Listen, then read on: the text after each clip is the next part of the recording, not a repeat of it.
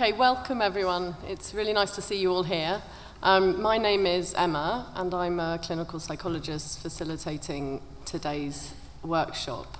I'm going to speak very briefly, really just to set things up, because the heart of the workshop is really hearing the 5 personal stories of recovery. So here's an overview. As I said, I'll briefly introduce, then we'll hear the 5 stories. Then we're going to do a short exercise all together, which I'll explain about in a minute, and then we'll come together at the end for a quick summary and opportunity for some Q&A. So this is just to explain a little more about to introduce for the first time, in fact, for you, the exercise. So you can see here this rose, this very beautiful rose which Kitty has created for the workshop. And I've got here a red card, which is a rose petal.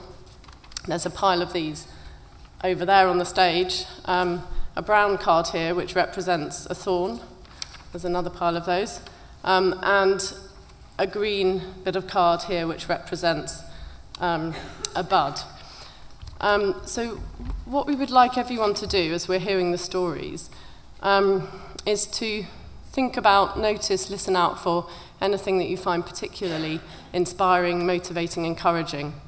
After the stories, there's going to be a chance to write that down and then to stick it onto the rows here. So we'll have a sort of collective collage which we've all put together. And then the thorn, if you have in mind something particularly challenging that you feel able to write on a thorn card as well, if you stick that up as well. And then the bud is the opportunity, the green card, the opportunity to think about, to write down any change that you are making towards your own recovery, or that you're thinking about making, or that you want to try to make. So this is just to help us listen to the stories really in a reflective way. So just before we hear the stories, I'm just going to share three tools with you that I use as a therapist and that other therapists use, just to help facilitate conversations around change and motivation to change, motivation to have treatment, because it's not straightforward. The reality is a lot of people with lived experience of BDD, treatment is often a very challenging thing to contemplate. So it's good to be able to talk about that. So the stages of change gives us one way of talking about that. I'll just talk through a couple of these. If we're in pre-contemplation, we might not even be aware of the possibility of treatment, of doing something different, of feeling better, or we might not be considering that. In contemplation, that's really about being in a state of ambivalence. Well, having some desire to have help, to have treatment, but there being some quite considerable obstacles, stumbling blocks to that, and on the other hand, not wanting that. In the preparation stage, that's really about having made the decision, yes, I do want to make a change, yes, I do want to have CBT, for example, or a change within that. And it's about getting ready for that. What skills do I need for that, and skilling up for that. And then there's the action stage, which kind of speaks for itself, where you are actually trying to make active changes. So you could even just now sort of look at this diagram and think, where would I put myself, or where do I think my family member is here? And maybe you've been at different points at different stages, and it depends what the change is, of course. Is that having CBT, or is it a particular exposure within CBT? Another tool we use is the motivational ruler. So whether or not we want to do something depends to some extent on how important that change is for us, how confident we are that we can make the change, and how ready we are. So using this ruler, we could just set up some conversations around that. Where would you put yourself on on any of these factors, and what made you pick that number? What would push you further up the scale? It's just a tool for providing a way of thinking, talking about this. And then finally, the decisional balance. So it's, the pros and cons, we often refer to that in those terms. So here, they've put that as comparing doing CBT with not doing CBT, with sort of the status quo. And I've just drawn out some of the sorts of things that people have said to me in therapy sessions. Some come up in these stories as well. So someone with BDD who's perhaps contemplating having treatment might be very aware of what they're missing out on, falling behind from peers, feeling really, really horrible. CBT might seem to offer some hope of feeling better, of a better life, of getting back on track, doing what friends are doing. On the other hand, the status quo feels somewhat safe and comfortable. It maybe fits better with how the person thinks of the problem. And CBT is hard. It involves facing fears and other emotions as well. And it might feel like it's not treating the right problem. So again, using this decisional balance just for each person to think through themselves how these things work out. Okay. So now, very shortly, we're going to hear the personal recovery stories. And everyone here has used the same sort of basic structure in terms of their lowest moment when they realised something was wrong. That process for them of believing in the diagnosis, what that meant, how that worked out, and what motivated them to do exposure work, and then their highest moment of recovery.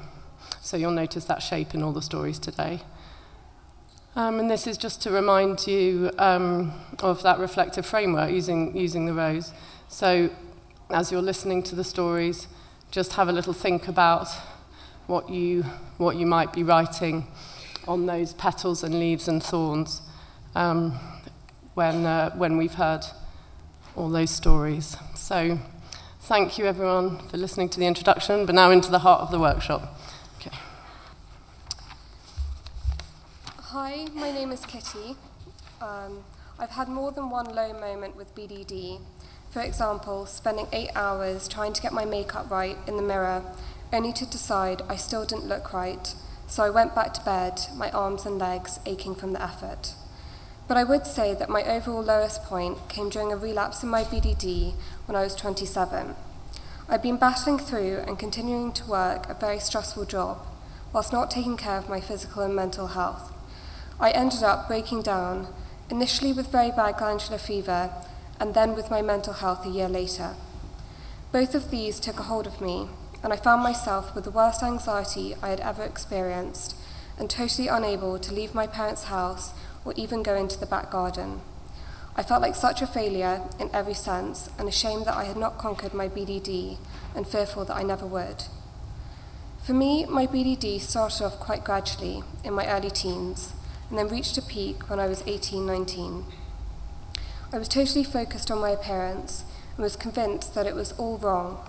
I was constantly comparing myself to my friends or people on TV and magazines, and convinced myself that I looked like an alien, a freak of nature, or my favourite term for myself, an albino baby rat with a skin condition. No one could convince me that I looked normal, and no amount of time in the mirror, use of makeup, or dermatological treatment seemed to help.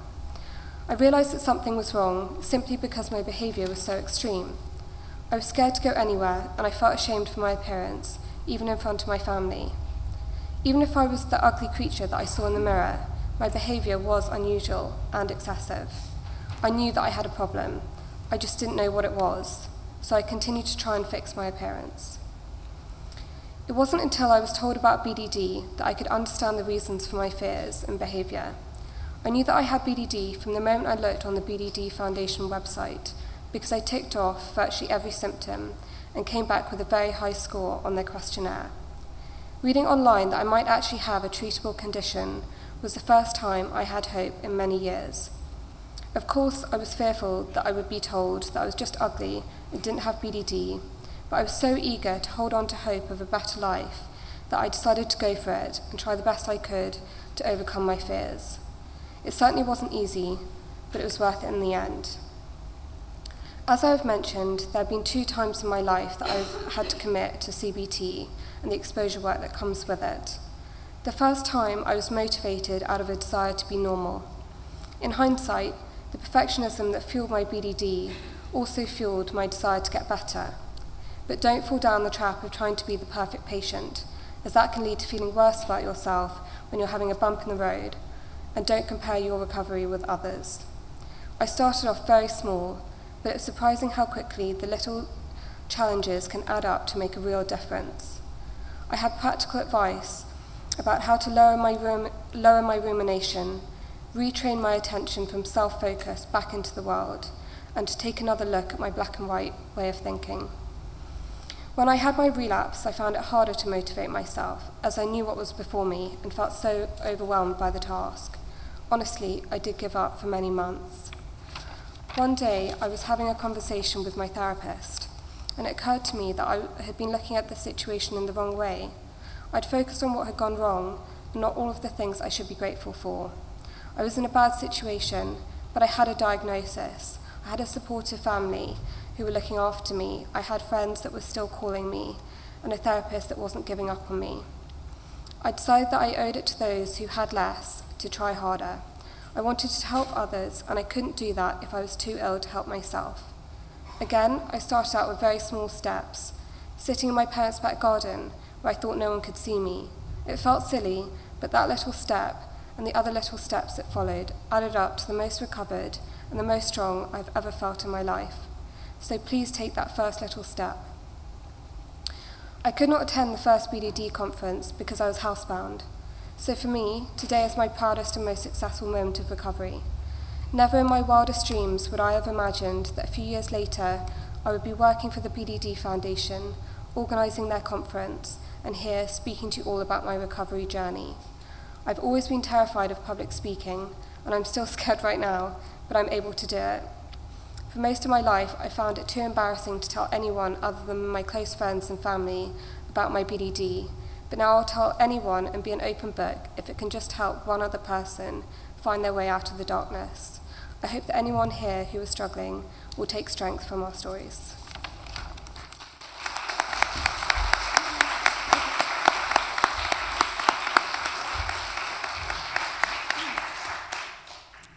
Hi, I'm Alana. I find it really hard to pinpoint my lowest moment with BDD. Often now that I'm doing much better, I can easily forget quite how bad my BDD once was. I'm quite happy living in the moment and being free of my BDD, even if this does mean I forget how bad it got for me at times. But I'm happy to share some of the more difficult times with you today. In its worst moments, BDD caused me to be mainly housebound for 5 years and miss 7 years of full-time education, attempt suicide 3 times and frequently self-harm. Leaving the house meant spending up to 4 hours getting ready, and after this, I was often unable to leave the house anyway. I would also spend multiple hours in front of mirrors, picking my skin till it was red, raw, and bleeding, and then apply nail varnish remover or other acidic products onto my face.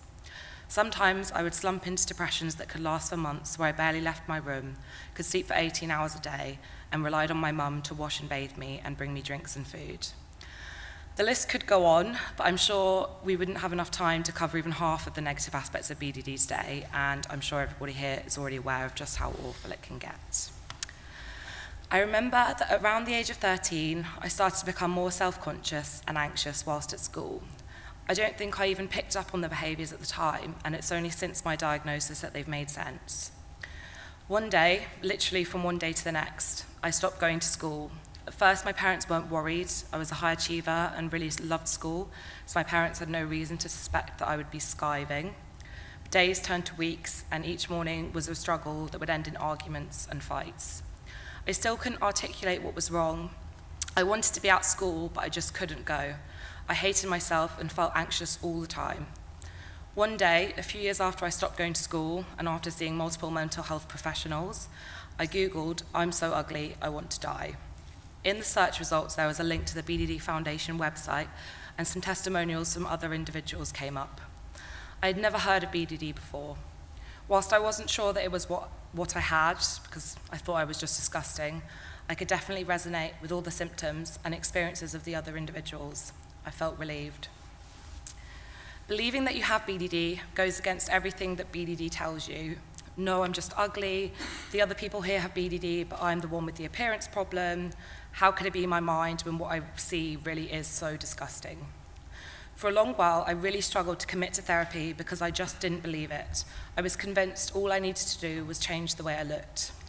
My mum once dragged me to a support group in her desperation, and I sat there the whole time with my hands covering my face and didn't say a word. At the end, my mum asked Professor Veal, who just happened to be running the session that evening, how she could help me when I didn't want to be helped. Frustratingly for my mum, he replied, "Her time will come."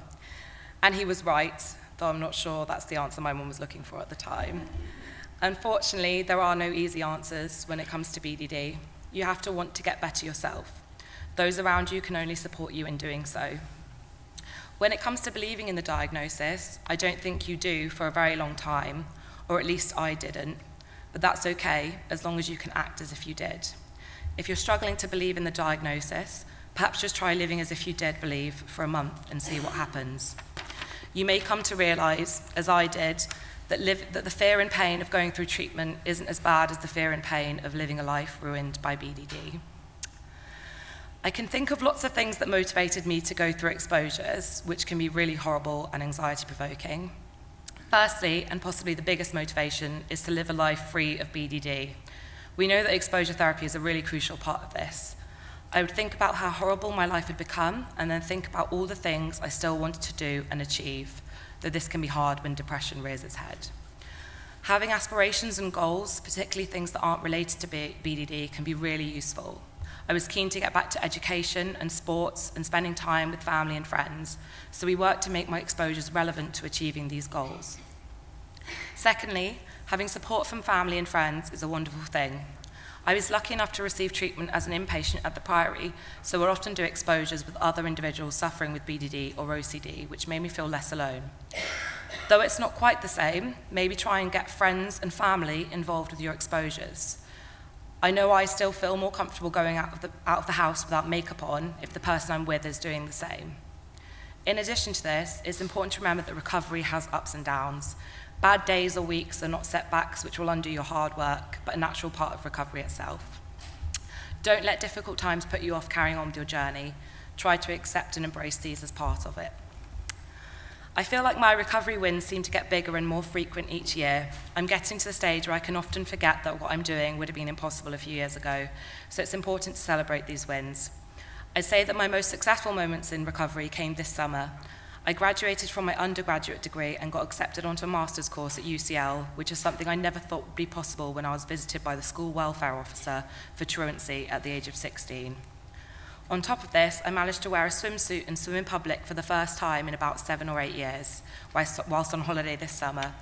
I also went makeup-free for most of the holiday without even thinking about it most of the time. BDD really can and does get better.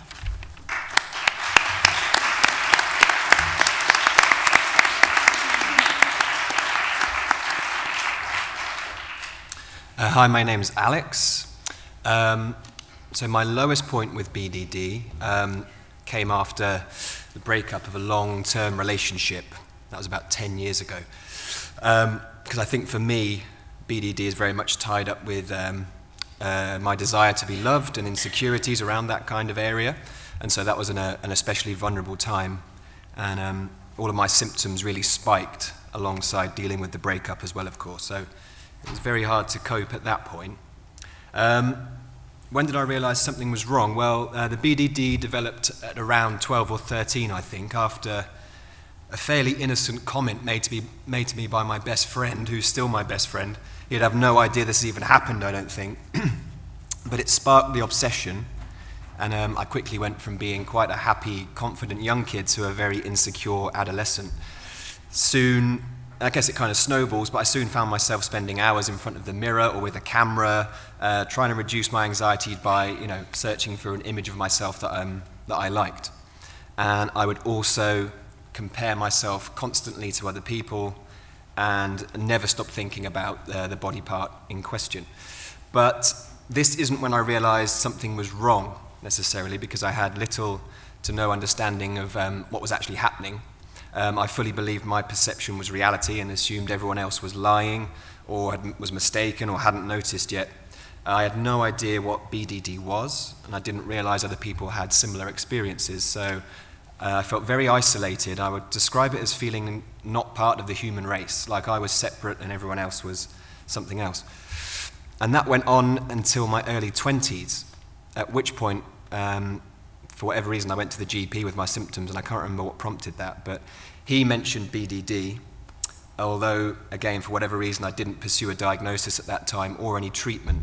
I think it can be quite scary to confront it, and it was at that time, I suppose. But that was my first inkling that something was wrong internally rather than externally.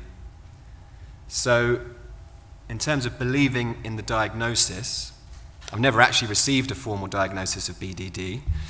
I don't think that's necessary in order to start dealing with it, although it may open doors to treatment. And I think with hindsight, you know if you have BDD. Once you gain some insight, it's quite clear. And although I didn't know the term BDD, I did begin to believe that my perception might be inaccurate after that same breakup. Because I think throughout the relationship, I could never have imagined anyone else being interested in me, and I assumed my girlfriend was kind of blinded by her affection for me. So being newly single, although dating can be very difficult when you have BDD, and I think at first any rebuttal I would have attributed to my appearance, but I think the more you do it, you kind of step outside yourself, meeting new people, I think starts to challenge that belief that that you're kind of a monster. You slowly start to learn that other people really don't see it the way that you do. So I think slowly kind of growing in confidence a bit, and eventually I felt ready to confront the BDD that had been hanging around for over 10 years by this point. So I went back to the GP, and then I started receiving CBT. But this was just generic CBT, actually, with a trainee clinical psychologist. So I don't think we even used the term BDD. He may not have been aware of it. A lot of professionals actually aren't, surprisingly. But our focus in the sessions was definitely on my concern with my appearance. And then what motivated me to go through the exposure work? Well, because it was generic CBT, it didn't involve exposure work, but I found the principles of CBT and mindfulness as well really helpful, and it kind of kick-started my own process of recovery, so I did my own DIY exposure therapy after reading up on BDD a bit more. And as the shape of my head was the site of my fixation, and so I used to have very long hair to disguise it, and so I began kind of incrementally cutting my hair shorter and shorter, and that was kind of my own exposure therapy.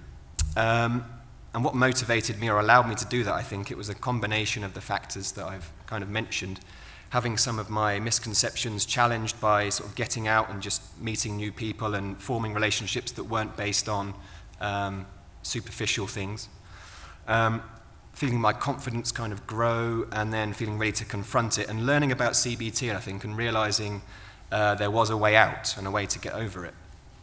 So that was what really motivated me. In terms of my sort of highest, most successful moment of recovery, I think it was probably after the last step of my exposure, which was actually accidental. I'd given myself a very bad haircut, and I just had to shave my head. It was the only option. I hadn't intended to do it, and that was actually the most anxious moment of the whole experience, I think, but then was quite quickly followed by the anxiety disappearing almost entirely. I went to work the next day, terrified of what people were going to think, and of course no one cared at all. They just said, oh, you've shaved your head, and life carried on. The world hadn't ended, no one was pointing and laughing at me. The day was very similar to the one before it. And ever since then, the symptoms started slowly falling away. I didn't check so often in mirrors or cameras. I stopped comparing myself so incessantly to other people. And to an extent, I started to see myself differently as well. And so for the first time in over 10 years, I didn't feel some kind of constant level of anxiety. And so sometime around then was definitely a high point. And I think, like with the relationship, a high point came after a very low point. So I think it's important to remember you never know what's around the corner. So if you're in a very low point, just remember everything can turn around very quickly sometimes.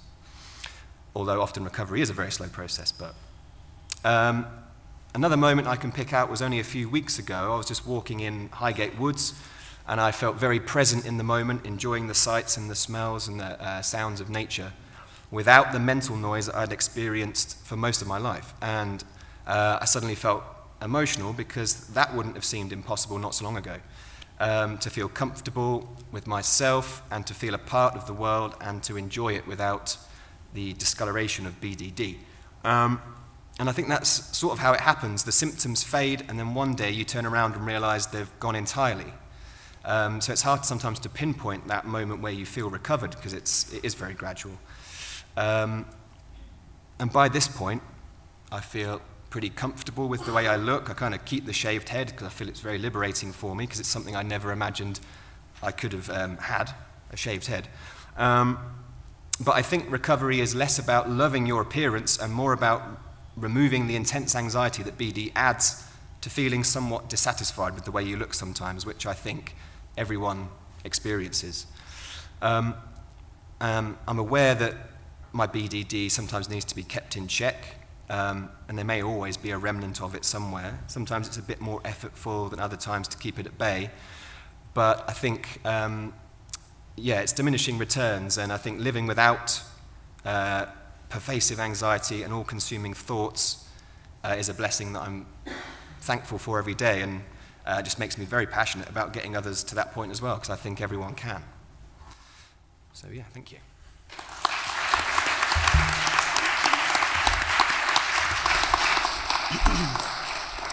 Hello everyone, my name's Callum. I've been a bit naughty and I've not written out a nice ordered speech, so I've got some more bullet points. I'm only recently out of CBT at the Maudsley, and I thought I really wouldn't want to share too much in detail, and then when I was making my notes, apparently I really do want to share in quite a lot of detail, so trigger warning. My lowest moments with BDD was just constantly feeling like my body was a dread space. I felt this cycle of distress that would just feed round, and the more I was distressed, the more I would withdraw, the more I would spend time away from my friends, the more the only way that I could spend time with my friends would be by using drugs and alcohol, and then when I'd go out with my friends, I'd act like an idiot, and then I'd wake up the next day going, well, that's because you're so ugly and you can't be out with anyone, and then that would start the rumination and the paranoia, which meant that I was more and more withdrawn. I felt like I had this really separate image of myself from when I was really young. I think I have quite a perfectionistic mind, and ever since I was younger I always wanted to be someone other than who I was. So I wanted to be Zack and Cody from The Sweet Life of Zack and Cody, and then I wanted to be a Powerpuff Girl, and then I wanted to be Harry Styles, and then I wanted to be Lana Del Rey, and then I wanted to be a drag queen. I just wanted to be anyone but myself, and then it went from being Lana Del Rey to just, no, I actually just want to die.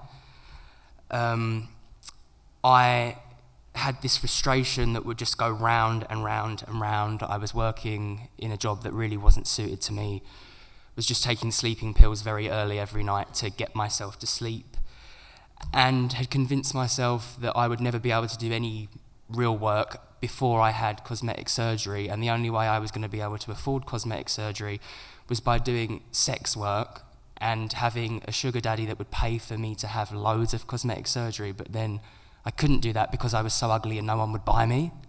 It's a very healthy way of thinking. The worst moment, I think, was I saw this film called Call Me By Your Name at the Barbican, which is like a really intensely beautiful gay love story, and I just dyed my hair blue and found out my hair was falling out, and just literally I was distraught, hysterical. It was the most distressing few days of my life. Yeah, it was just absolutely awful. And my main thought during that time was that I was losing my hair through hereditary means was I just wish I had cancer, because then people would feel sorry for me and they wouldn't pity me. It was, I didn't want to be pitied, I just wanted people to feel, because if you're sick with something that's going to kill you, people will feel bad. But if you're just losing your hair, people think, oh, that's a shame, isn't it? Right, so on to something a little bit more uplifting. I always had felt uncomfortable. When I was younger, I used to gel my hair down overnight to try and make it straighter. I remember asking my younger brother to teach me how to be cool. I was obsessed with other people and characters and would try and copy them. I believed I'd always been stressed or felt different. What does that say? I had lots of experience with restrictive eating and binging and purging, especially 2 really underweight phases, both to do with boys, but definitely wasn't to do with them, it was more to do with me. I just had no idea that I would be able to navigate a life, but I knew there was something wrong, but as a few people have mentioned, it's this cycle of there's something wrong with me, but the problem is the way I look, and it just keeps going round and round, and you feel like there's no way to get out of that cycle. My belief in the diagnosis came at a time of real crisis. I mean, there'd been lots, it felt like I was in a doctor's surgery every other day, or cleaning blood up from my bedroom floor, or pissing off a friend, sorry if I'm not allowed to swear. And I, at one point, was just so distressed that I came into my front room and just said to my mum, basically, please, can you just let me die? And she said, obviously not, no. Sorry, Mum.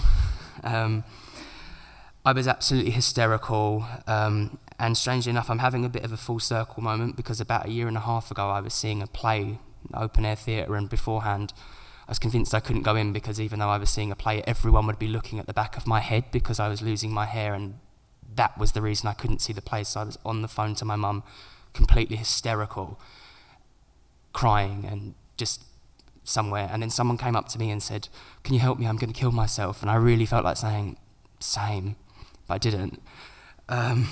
So yeah, I just knew there was a problem. It was about how I was going to get to deal with it. What motivated me to do the exposure work was a real understanding that deep down, the way that I was responding to the way I felt I looked was not rational. And no matter how awful I felt, there was no way to justify you have to stay in your house all the time because of this, that, or the other. Not a healthy way to look at it, but I also used to compare myself to people that I would have deemed, in my perspective, less attractive than me. So it's like, well, they're so ugly, they're married, how can they be happy and I can't? I don't know. Sorry to Alan Carr, I don't know why I'm thinking of Alan Carr. I'm not going to say it. You know what I was going to say. No, I love Alan Carr. But I just had these feelings of, well, this person isn't traditionally attractive, but they're happy and successful. Why can't I be that? Sorry, Alan Carr. So I started to look at exposure work as a sort of a game with levels and sort of like level unlock. And every time I did something, it was a real high and this real feeling of freedom. I had a really great opportunity to be part of a study that blends mindfulness activities and yoga with the University of Buffalo in New York that Nicole, who spoke earlier, was one of the kind of the leaders on, which was fantastic. And yeah, I actually quite enjoyed the exposure work. The masochist in me. Is it masochist? Yeah.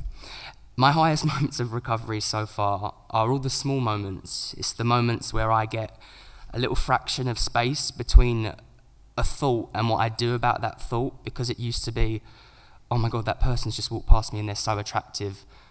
I feel sick, I'm going to go home, I'm not going to tell anyone where I'm going. And now I go, like, thanks for sharing, but I'm actually going to stay here because I'm having a good time with my friends. It was a wonderful thing being part of the Eat, Breathe, Thrive study. I've had amazing CBT help at the Maudsley, and I'm part of their really cool recovery college at the moment, so spending lots of time with other people in recovery for different sorts of things. Other highest moments, connecting with nature.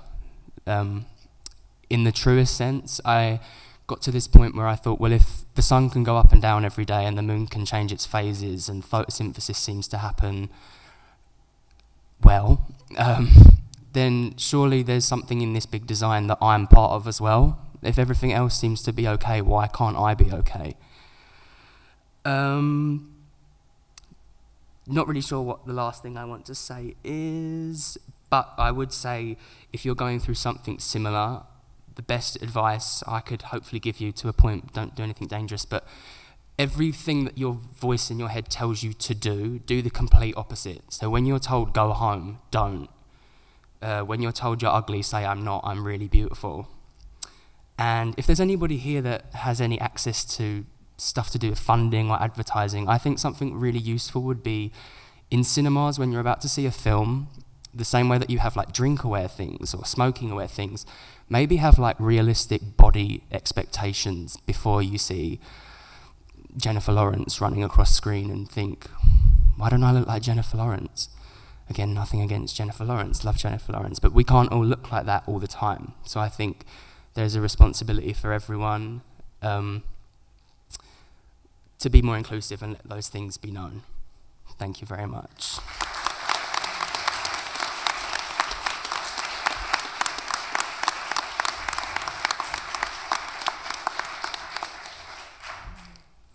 Thank you, Callum. Okay, so my name is Minnie Iris.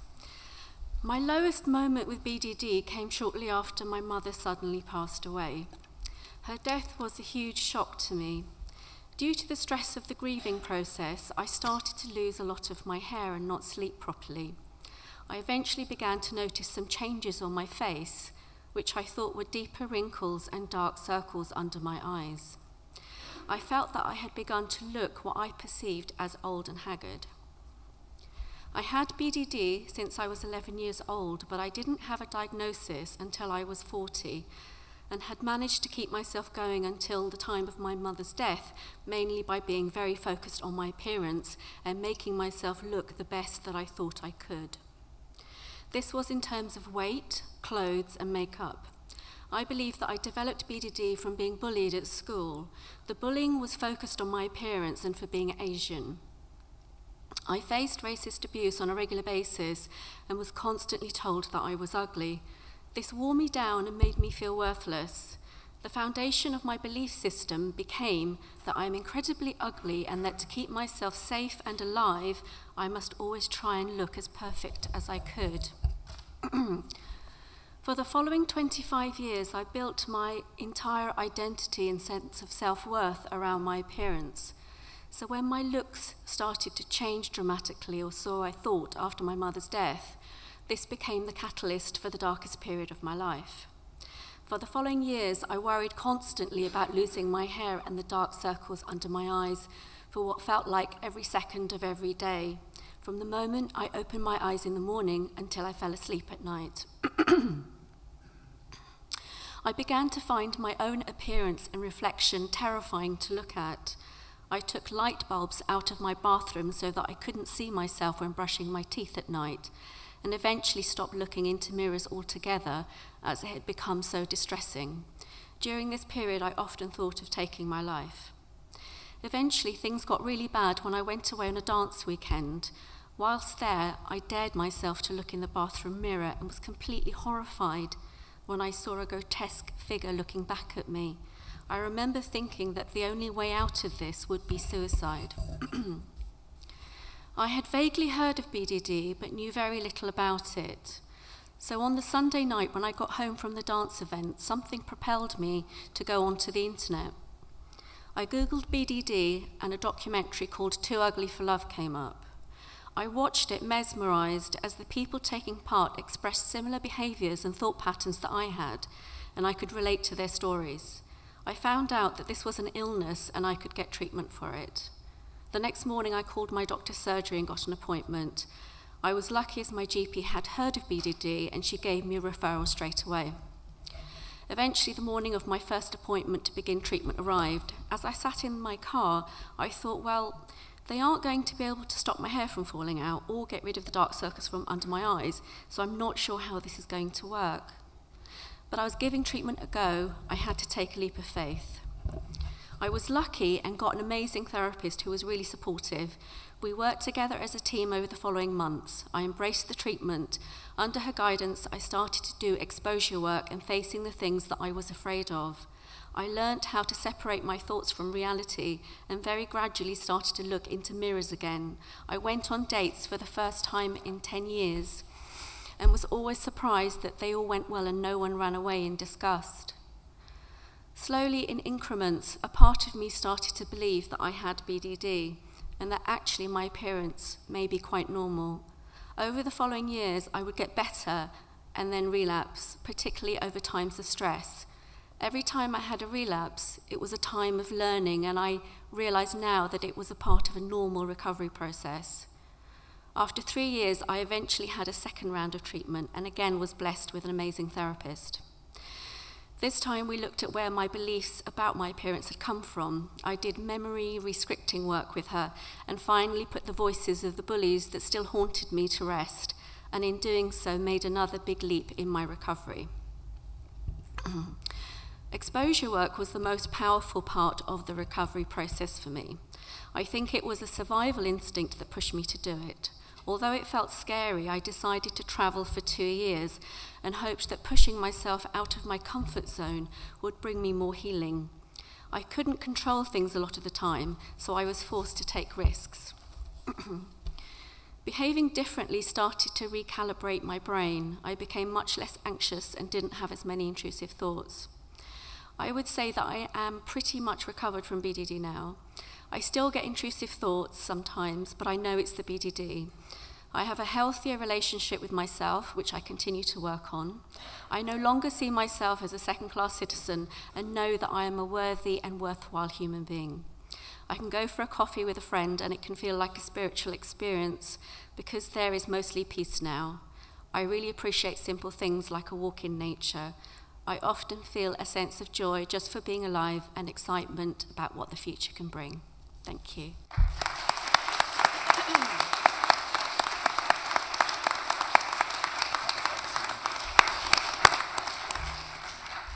I just wanted to say huge thanks to all of you for sharing your stories with us.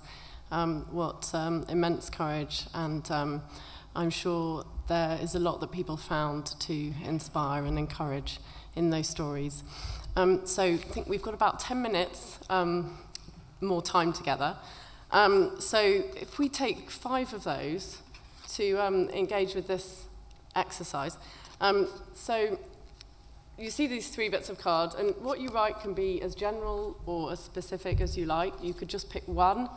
Some of Callum's words struck with me, a little fraction of space between me and a thought I have. I thought that was such a lovely way of putting something very important that came out of your treatment. So I thought I would write that on the rose petal. It could just be hearing that people have got better. And, you know, the thorn could be fear. It could be something more specific that you're afraid of at the moment. And again, the bud, this could be exposure, or it could be a particular exposure task. So, and you know, one is fine. The other thing is that occurred to me is you could just stick a blank one up, knowing privately in your mind, you know, what might be on there. So don't feel you have to write something. We don't.